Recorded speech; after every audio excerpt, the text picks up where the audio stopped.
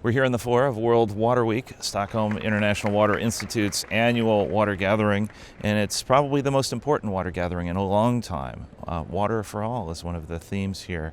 So it is like a river flows through it, right? So we're talking about living rivers. So who do we have here? Madeline Kiser, Living Rivers Movement, Costa Rica. Oscar Beita from the same organization. Mm-hmm. Now, Madeline, we were just talking about new narratives for connecting water to things that we might not even think about. How water flows through culture, how water flows through politics, how rivers flow through even current culture and topical issues. So describe for me what you were talking about. Well, here in the stadium where the conversations are taking place in like little segmented little compartments of rooms, you can get up in the bleachers and see all of the conversations on one side at once. And so much of our conversations about water have been siloed in that way, both geographically, but also in terms of the science and lack of interdisciplinary communication.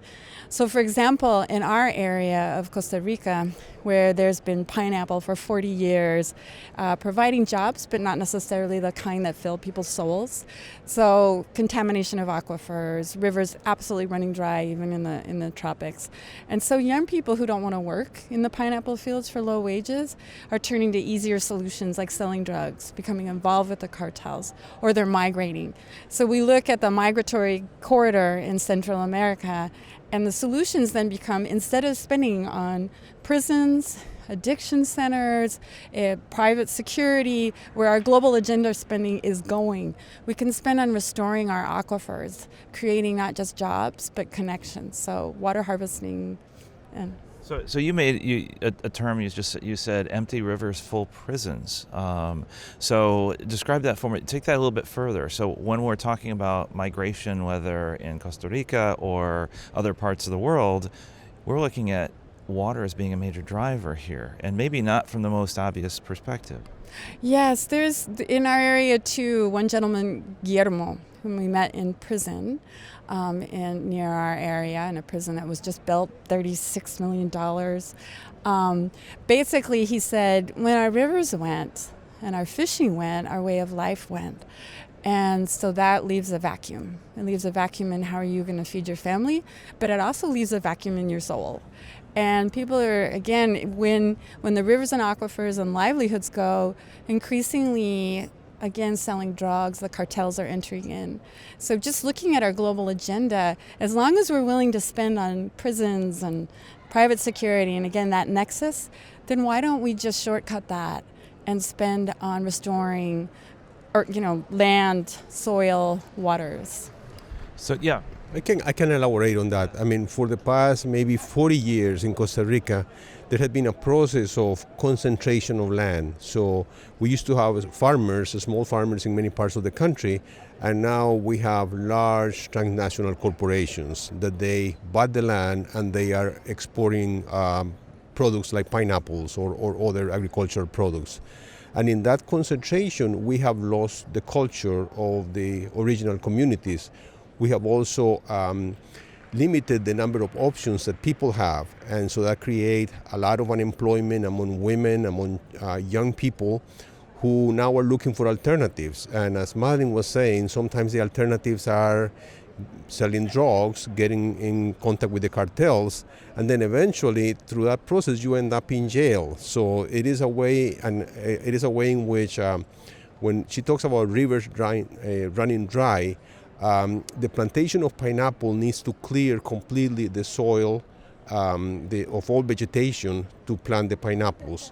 And when you do that in an area with slopes and with a lot of precipitation, because Costa Rica has a lot of precipitation, then you end up creating a lot of erosion and sedimentation in the rivers. And so during the winter season, the rivers flow into the communities sometimes because they are so enlarged and so powerful. And during the summer season, because of the irrigation that the company does, then the rivers run dry. So in this case, we're losing the rivers, but we are gaining an incarcerated population. Wow. So are you getting any uptake as far as this connection between, again, empty rivers, full prisons, and this more holistic thinking, or this bigger perspective, as you said? What's the feedback been from the environment community, the scientific community, and even in the government?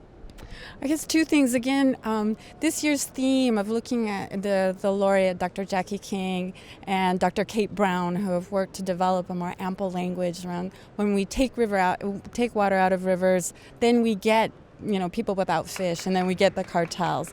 So this is really encouraging to tip into World Water Week and be able to say there's a connection between empty rivers and full prisons.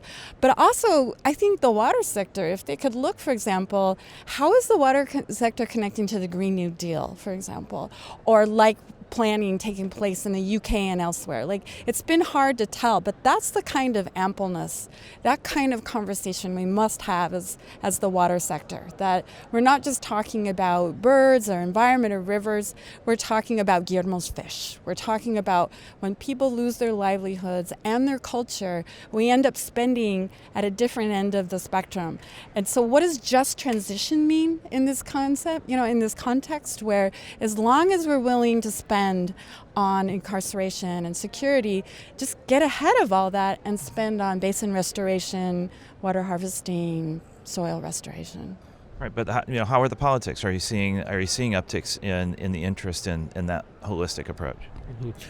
I think there is a lot of hope and opportunity in a situation like this, because when rivers are running dry, eventually companies who do agro-export, they're going to need the water to come from somewhere. So if they invest in restoration, if they invest in reforestation, they will be creating alternative jobs for young people to actually get involved in that. In Costa Rica, there is a program of payment for environmental services for those people who protect the forest and the environment. So I think this is an opportunity to expand those programs, to reforest the areas around the rivers, to reforest the mountains and also the water sources, so that the company can continue exporting and producing, and communities have alternative job opportunities for employment. Great. So a year from now, 2 years from now, do you think that we'll be making that connection more globally? I mean, we've always talked about water, sanitation, and health, and education, and gender, and human rights. But do we think we'll be making this more holistic connection toward livelihoods, toward economic security, really, and human and environmental security? I think that, again, the focus on living local economies globally and focusing more than just jobs, focusing on connection, focusing on devotion. Like Pope Francis says it so well in Laudato Si, that we begin to have a new narrative of sacrifice for each other. But then again, I'm just so encouraged by the Green New Deal and just this kind of, that is another kind of comprehensive language that has quickly captured the imagination of globally. And just how the water sector begins to align with that, define its role, so that we're not investing at the back end where people have lost their culture, sense of connection and spirit, their jobs, but at the front end, so that we don't lose the rivers and live simply connected to each other and where we're from. Great. Well, making the connections from culture through history and through rivers. Thanks for joining us. Thank you so much for having us. Thank you very much for this opportunity.